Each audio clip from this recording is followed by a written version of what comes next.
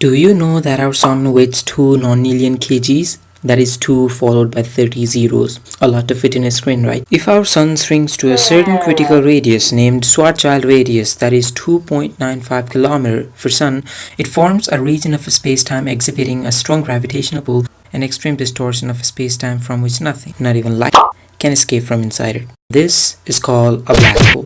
But it's not possible to squeeze the sun to that radius because the mass of the sun is simply not enough for that. For all masses smaller than somewhere between 2 to 3 times the mass of the sun, it's impossible to squeeze the matter small enough to get inside that radius. The boundary of the space-time or the surface of the black hole is called event horizon. If any matter or radiation is outside of this boundary, it can escape the gravitational pull. But if it's once inside, it's inside forever. So anything which is inside or outside the event horizon can't approach each other, meaning the area of event horizon either will increase or remain constant, but never decreases. Seems like the black hole is immortal, just like me.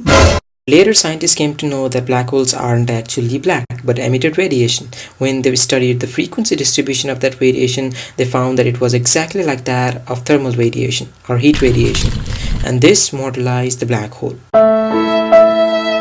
But how is this even possible when we are sure nothing can escape the black hole, not even light? To understand this, let's dive to quantum mechanics.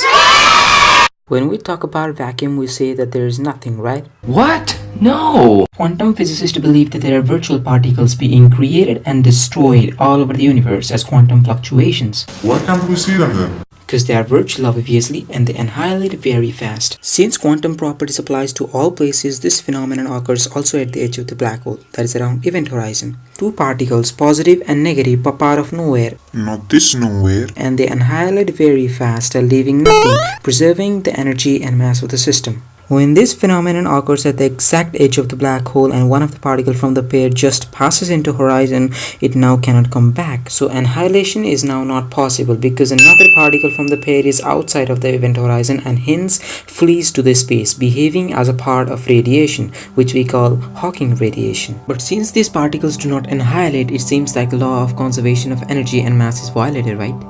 Actually, no. The particles, since are virtual, the one which enters into the black hole have negative energy and mass and hence decreases the mass of the black hole constantly through its evaporation, and at last, all the energy goes back to daddy. The universe. Hence follows the law of conservation of energy. Dear God, what is that thing? Actually, it's simply a scientific principle that states, no energy whatsoever Can be create or destroyed. in simple words, black hole compensates the creation of matter by reducing its own through evaporation. But this radiation is officially not verified but will be in future, probably, and hence Nobel Prize is still waiting to receive Honorable Dr. Stephen Hawking as its honor.